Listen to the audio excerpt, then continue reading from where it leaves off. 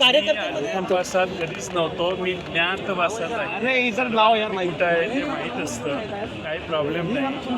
आणि त्यामुळं मी या ठिकाणी 7 वर्ष काम करतो. मी साहेबांना सगळे अधिकार आहेतच, मी देणारा कोण.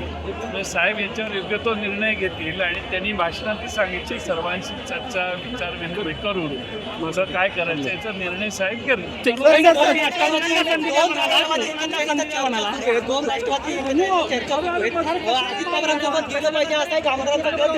सातत्याने म्हणतोय, तुम्हाला देखील आमदारांनी सांगितलं होतं. भेटले का भेटले, उत्तम जानकर भेटले, त्यांनी सांगितलं जयंत पाटलांना सांगितलेलं आहे. जयंत पाटलांनी सांगितलं पवार साहेबांकडे जाऊन आमचं मत मांडा. या सगळ्या चर्चा ज्या आहेत त्या सुरू आहेत, आमदारांच्या चर्चा सुरू आहेत. या पार्श्वभूमीवरती तुम्ही प्रदेशाध्यक्ष पदावरून लांब राहायचा निर्णय घेता, मग पुढे काय असं आहे का?